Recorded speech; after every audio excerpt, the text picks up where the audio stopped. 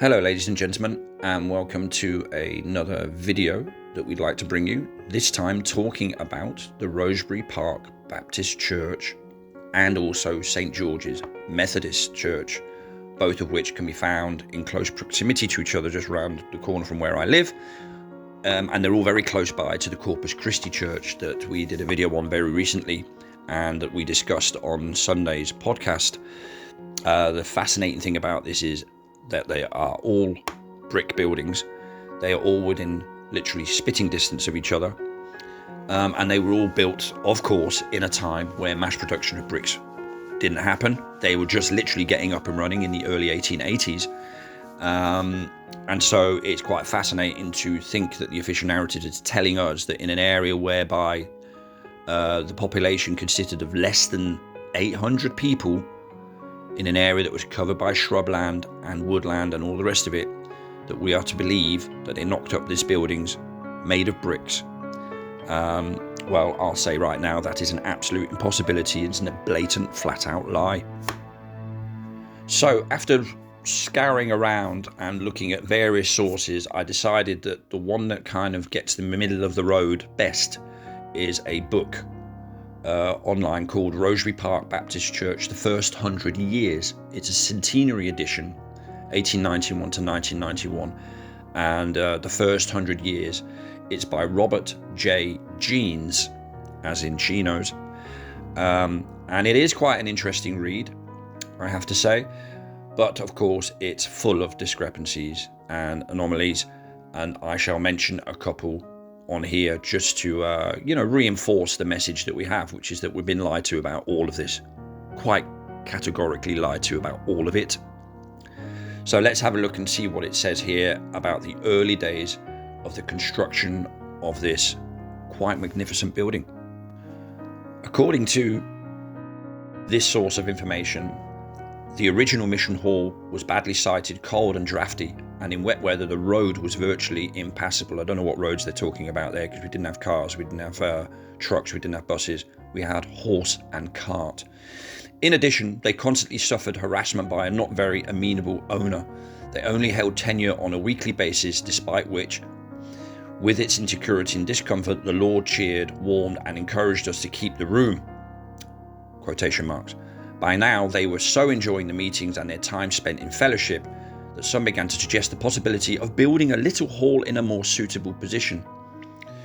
The first meetings to be held in his inhospitable room began in March 1891, but by November of the same year it was formally decided to be constituted as a Baptist church, and the venerable esteemed Mr. Gilbert, senior deacon from Boscombe Baptist Church, conducted a meeting at which the first members were joined together. I'm not going to list the members, but I can tell you there were 24 of them. There were others who regularly worshipped but did not wish to join in membership. Now it talks about the first chapel. Now constituted, the members applied their minds to the idea of building their own chapel. After prayer and thought, they went to look at a piece of land at the junction of Harcourt and Morley Roads on the new Rosebery Park estate. Estimates to buy land, build a hall and fit out as a chapel were between £250 and £300, and when the landowner offered the site for £90, quite £20 less than expected, the brethren saw in this guidance of God. With a subscribed capital of cash in hand and firm promises amounting to £30, they accepted the offer, and with sympathetic gifts and collecting cards, the purchase price was raised. There was still a long way to go before a building could be erected, but 4 brethren were bricklayers, and they offered their labour in spare time. Now, I don't know about you, but you don't knock up buildings like that, even if you're a bricklayer. And by the way, bricklayers need helpers and assistants. They don't do the quarrying. They don't do the kneading, they don't do the forming, they don't do the kiln work, the drying, the transportation, the storing, all that sort of stuff. That's not what bricklayers do. They wouldn't have had the time for that. They're busy bricklaying. And there's only 4 of them. Give me a break. So, anyway, I will continue.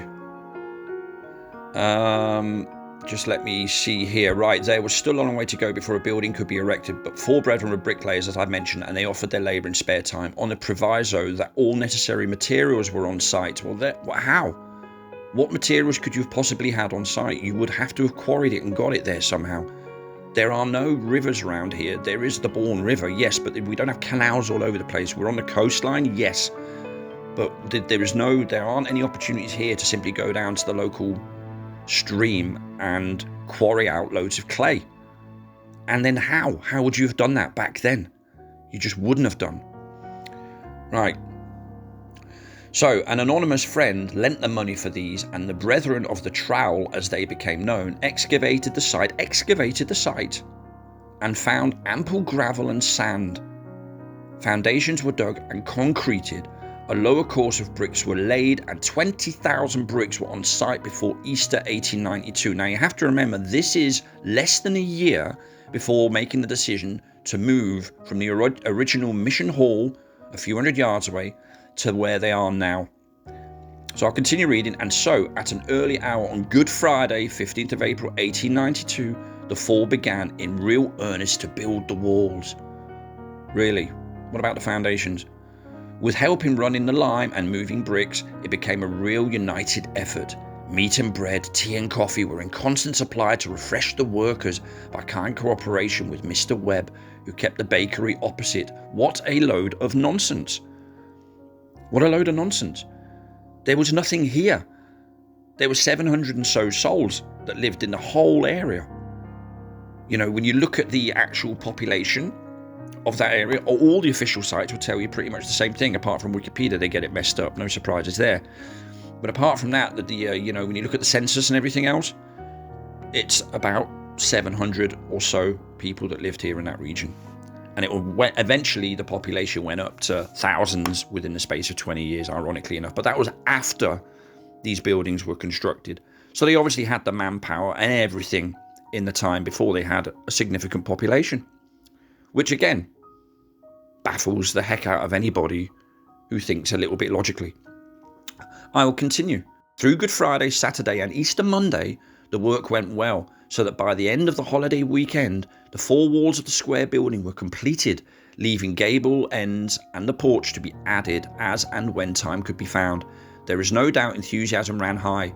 Contracts for the roof, doors, windows, seating were completed by the 22nd of June, only 3 months from the commencement at Easter.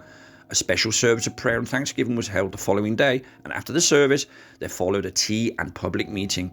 It was announced that the erection of the chapel, £180, and a new organ left an outstanding debt of £140. Now, I'm not going to read on, because it then continues about the following Sunday and about how they even started having services in there and all the rest of it. So they were quick, these guys, in erecting this building. For the second building that I was going to talk about, it is awfully difficult to find out any real concise information. So we're talking about St. George's Wesleyan Methodist Church, which is one of many buildings, as I was mentioning earlier, that are in a quite tight circumference. What I did manage to find out about this particular building is that the first Wesleyan meetings in Boscombe took place in a cottage in Shelley Road, not that the roads mean anything to anybody, in 1876. Well, these roads are all within a few hundred yards of each other. Until the Victoria Hall, Portman Road was opened. In 1893, a new church was built in Ashley Road. This church was replaced by St. George's in Portman Road in 1931, and the previous site was sold in 1932. St. George's amalgamated with Hannington Road Chapel, and the former site was sold back in 1955. Now, again, it's not really worth even digging anymore, because the discrepancies are very clear to identify. We have the same storyline of a group of people meeting up, not liking where they were, deciding to move from a cottage that was leaking or whatever to across the road, scrape some money together. There happened to be some brick masons amongst them, and then before you know it, you have suddenly another building erected in no time at all. Now, the funny thing about this is this was supposed to be replaced by St George's in Portman Road in 1931. I've looked for construction images, can't find any. Right, cannot find any. The interesting thing is, and it's going off on a slight tangent, but I'll mention it anyway because I think it is quite interesting and I think it does have some importance and weight to it.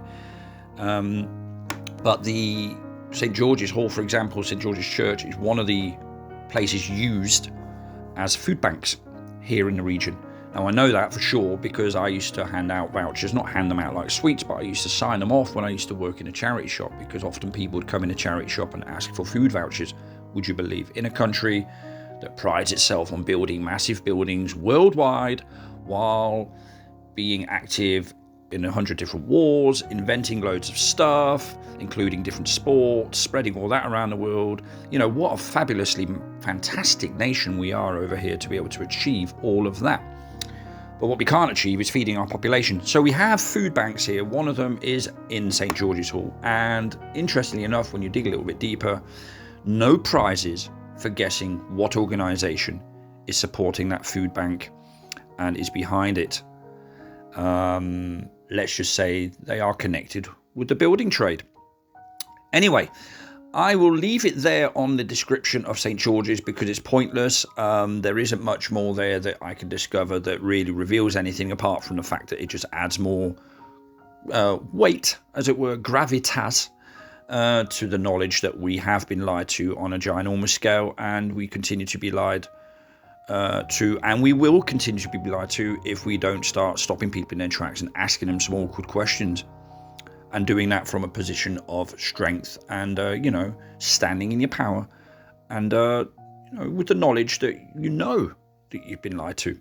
Not we might have been. It's not up for discussion as to whether we have or not. So I did notice with the research I've been done in the last few hours that it's difficult to, for example, these buildings, it's difficult to get the dates together all and really kind of make head and tail of it in a classical sense. But what you can do is notice that the lies are very similar. So the dates are very similar and all the rest of it. But again, the lack of photographic evidence in terms of construction is a little bit of a telltale sign for me. And it doesn't surprise me that my friend who tried to get hold of some information regarding these buildings had no joy in that expedition, as it were. But anyway, there we go. I thought I would just bring that to you. So there's your two buildings that are right here that I wanted to follow on with from the Corpus Christi one. All in the same vicinity, all with similar storylines, and you should be going to these people and actually complaining and saying, you lot are lying. And I think that is something that we have to consider. But that's another story. I'm thinking out loud. I shouldn't be doing that. I was told off for doing that as a kid. You get yourself into bother. Anyway, so on that note, I'd just like to say thank you for listening in. We will speak soon. Some of yous sooner. On that note, bye-bye for now.